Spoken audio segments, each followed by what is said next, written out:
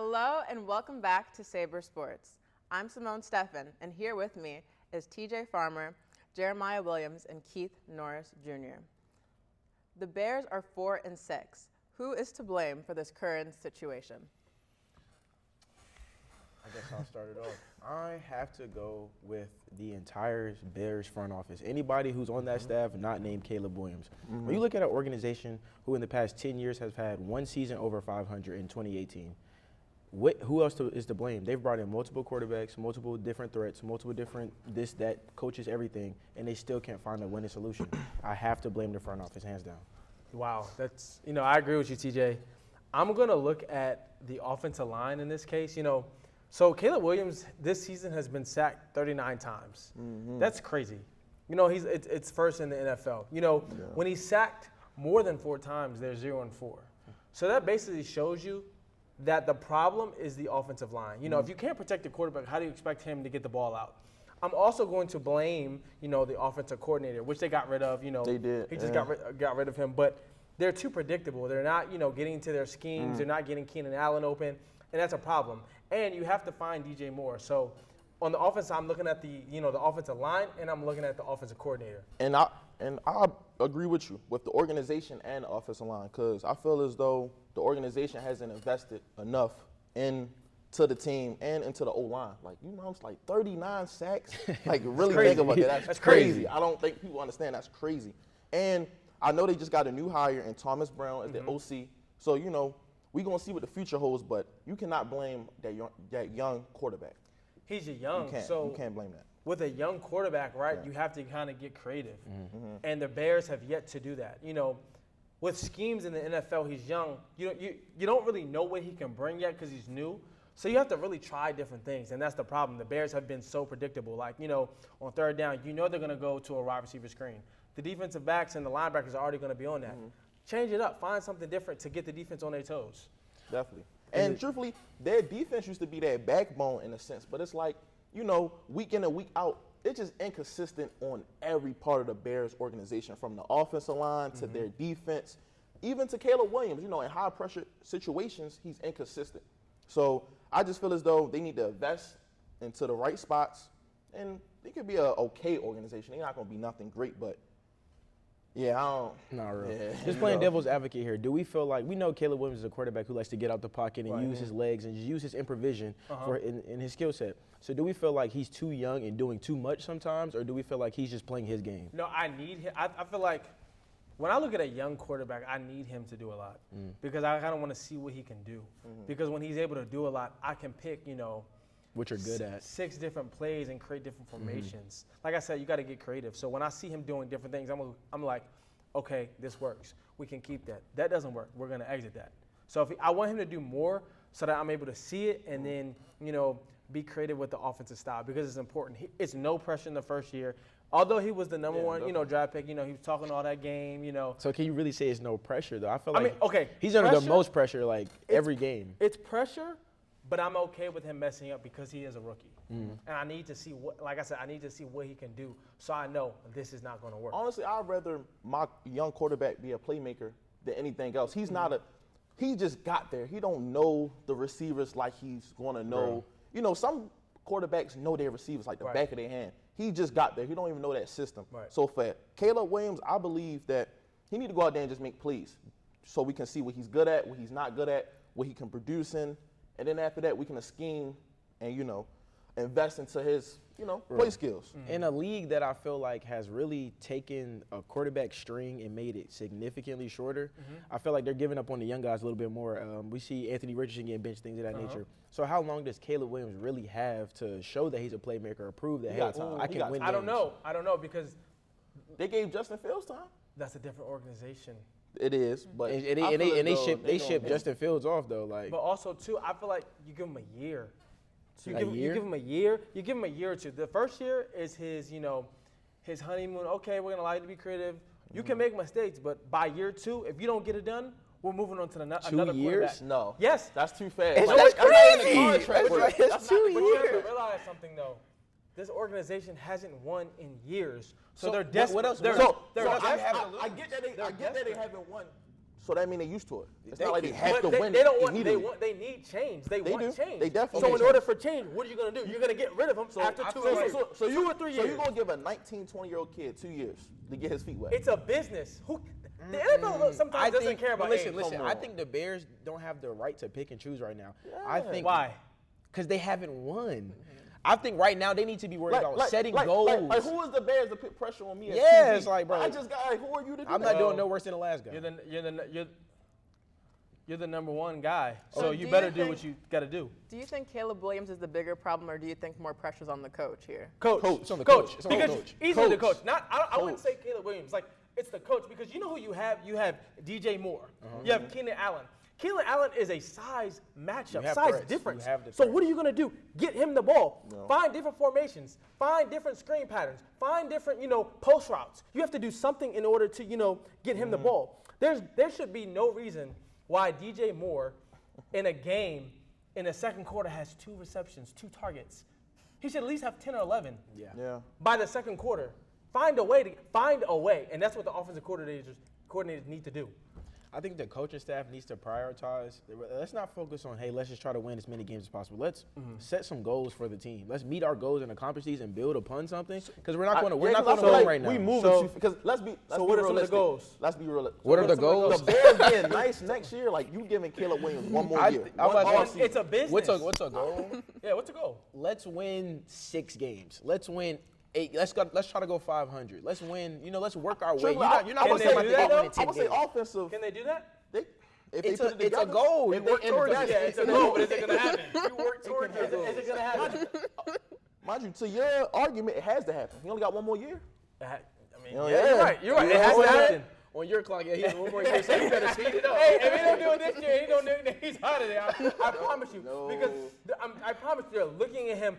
They looked at him when he got drafted as the savior. What are you gonna do? Are you gonna get us to the playoffs? If they can get to the playoffs next year, maybe he can stay another year. Are we? Is it not crazy to look at a 19, 20-year-old That's kid what I'm as the saying. savior of a city You that has giving been me losing one for year, years? one It's offseason? It's not crazy, LeBron. but it's a business. Like y'all have to realize, sports is a business. If you don't produce, you're out of there. Simple as that. But he's still on the contract. You know how many guys don't produce? Okay. You don't just get him out of there. You can figure out something. You can are figure out a blaming way. Caleb Williams? I'm not blaming him, but I'm saying if he doesn't find a way to get it done or make something shake, he's gone after next year. Simple as that. Easily. You gotta give him 2 more years. He's still young. Easily. You're a tough guy, man. Yeah. I mean, it's a business. So you're not factoring the O-line, the coaches, none of that. You just Caleb Just Williams. Caleb has to Caleb go. Williams, you don't did. No. You gotta go. See, y'all so focused. Granted, we're focused on Caleb Williams, but we're looking at the offense. But if he doesn't do what he needs to do with those weapons, He show flashes. who's next? It's just he needs you some can show blocking. flashes, but I just need to You see need more. more. I need more. Okay. That's all I'm saying. Nothing crazy. We'll see Wrong with though. that. Okay. Well, up next, we'll get into some NBA action as we go up to New York and check out on the Knicks.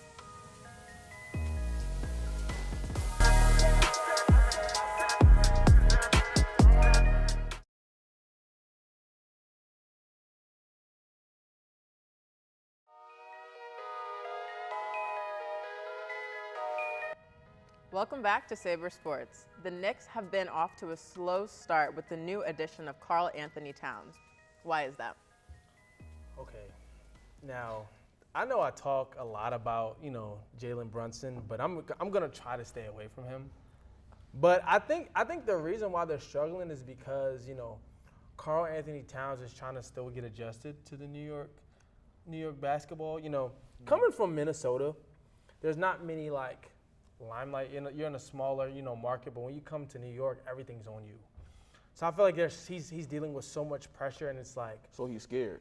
not scared, but I think his pressure to produce. He's producing. He's producing, but He's I just feel not like playing no defense. exactly. And I feel like Being soft. he exactly. Yeah. He needs to do both. He needs to be on both sides of the ball. But I think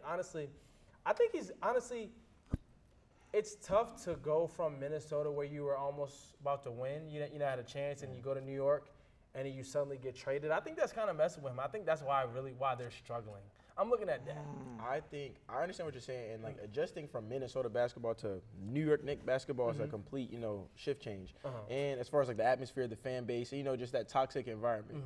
So of course it's early in the season, they're still trying to iron out wrinkles, but I'm gonna come here and say it first, and we can play this back at the end of the season. The New York Knicks are not good to me. They don't have me sold. You better preach. I think they're talented, yes, and they have Jalen Brunson. They have the pieces in your mind that would make you think, hey, they can compete for a championship. No. But honestly, I do not believe that they are good. And not to say that Tibbs isn't a good coach, but he's notorious for playing his guys 36, 37 minutes. Running them through the ground. We're in November right now. You're playing you guys 37, 38 minutes.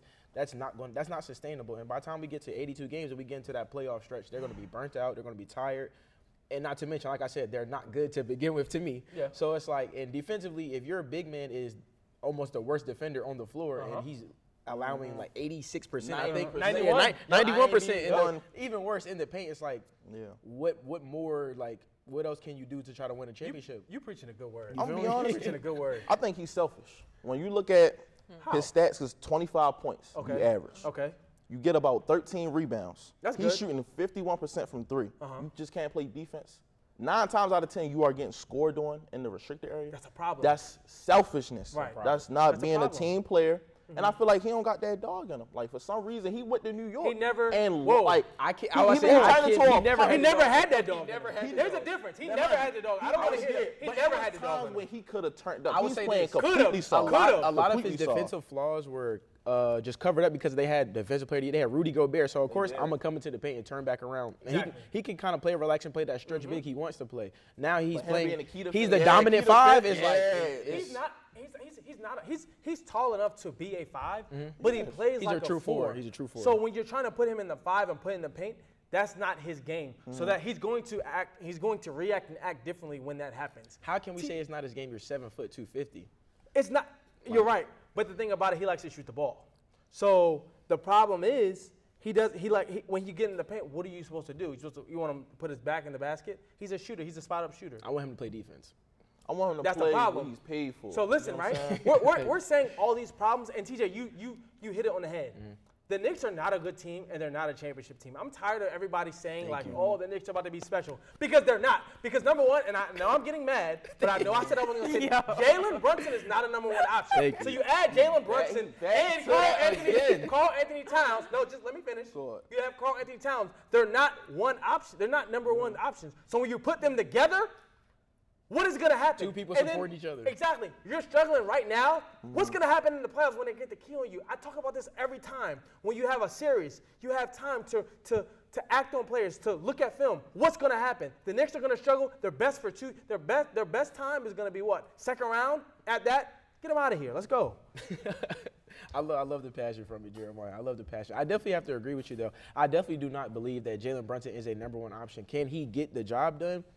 Here and there, but not consistently to a point where, like, okay, we're making a deep playoff push. We're going to the conference finals. We're making a finals run possibly. Right. I just don't think they have It just the sounds wing like they got play. weapons. It's They don't the- have no team. They, just they weapons. have supporting weapons with no guy to take the lead. Do you think they could win the East this year? No, Absolutely not. absolutely not. Absolutely not. No, at all. I think Miami could possibly beat them at some point later on in the season, because you know how Jimmy Butler acts, in the playoffs, right?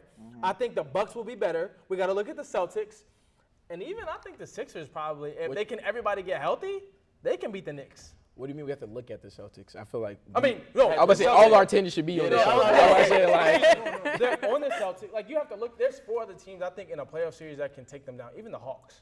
So yeah. I don't trust The this. Magic. I think the Magic, even with a young Paulo and just a young, fresh roster, I think they have the capabilities to take the Knicks out the East. You should have kept Randall, because there were so many different lineups you can create it with Randall. Randall does the same things. He's just shorter. With Carl Anthony Towns, it's like I can only do so much with him in different lineups because he's a liability on the defensive side. You're 7 feet tall and you're a liability on the defensive side. What does that say about you? What does that say about your game? What does that say about the defensive schemes? About your leadership. That's what I was saying. Tom Thibodeau is all about defense, and you get scored 91%. That's what I was gonna say. Is that a problem? So, like, what conversations are him and Tibbs having in the locker room? Because we have to address this. Everyone knows your opponent is shooting 91% in the paint. So how do we address the situation? Like, what is it? Coaching? Is it the defensive scheme? Is it Possibly scheme. I think we got to stop with I think the minutes got to get lowered. And then also, I think you have to look at bringing in another center. They need a real protector. center. Like something. yeah. You got to add something to the depth chart. You're limited in size. You only have him. So it's like. Mitchell Robinson should be back soon. But how tall I mean, is he? 6'9"? he's He's play a rim though. protector. Yeah, that's what we talking about, rim protector. Okay. We don't need him to score. We just need somebody to be a rim protector and kind of alter shots. I'm just not sold on them overall. It's Never bad. was. Just a bad trade. Bad trade. Bad trade. Okay. Well, we'll be back soon to discuss which team is most likely to win the SEC between Alabama, Texas, and Georgia.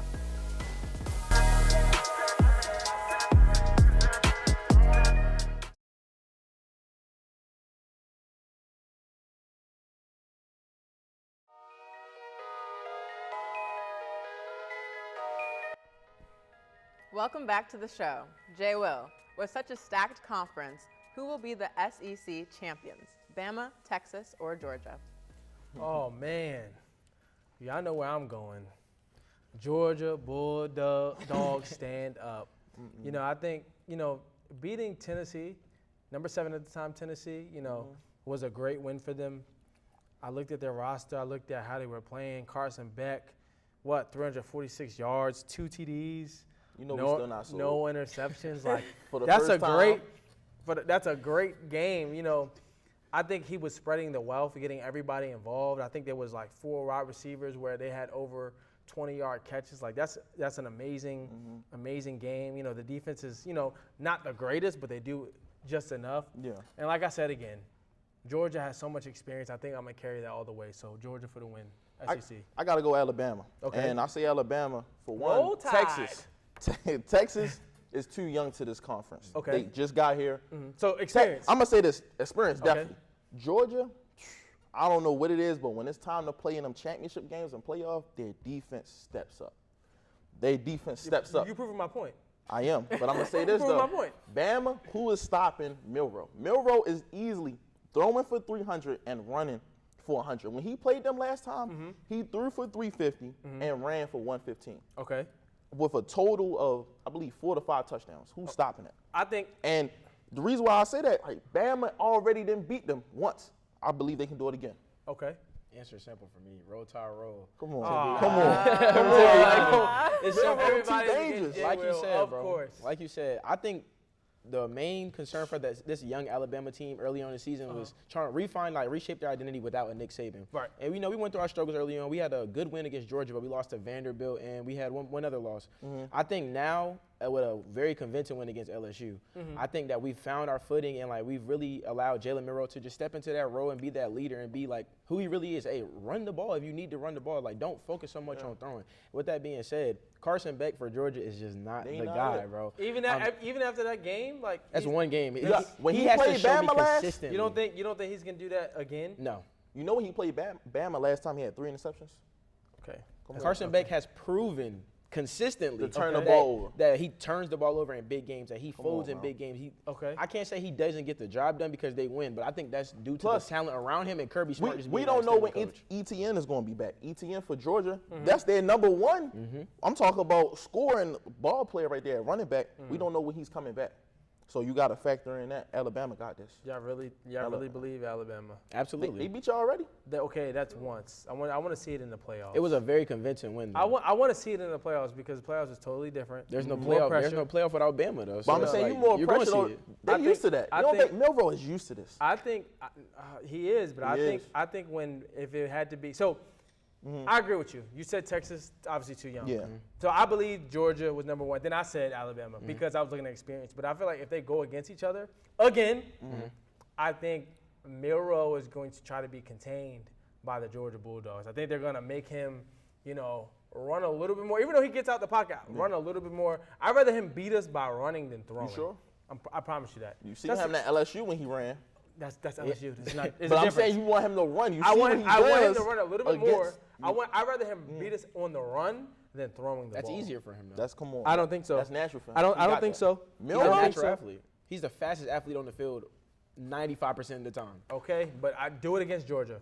He has. That's all I'm He saying. has. 115 No. rushing. Now I want to talk about the 350 previous passing. game. I got a question though. So if it comes down even matchup on defense, we got same amount of. Oh, players. you're gonna say Miro or Beck? No. Here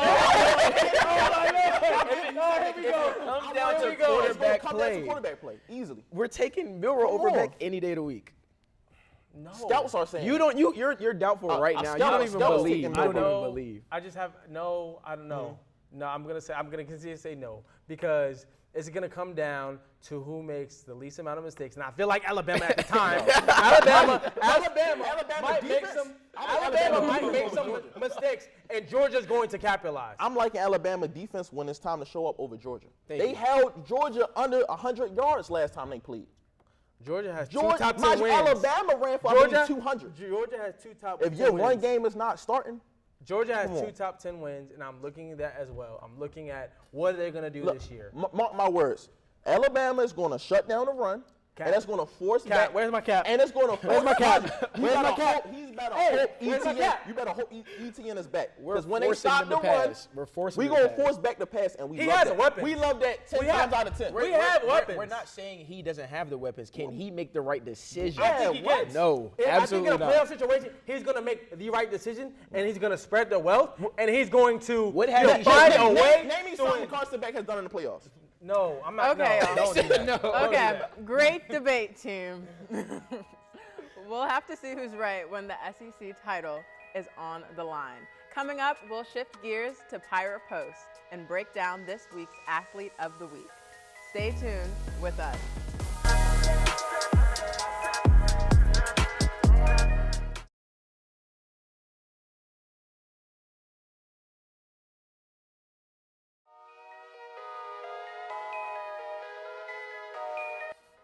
Welcome back to the show. We now go to reporter Brianna Burnett live in the field.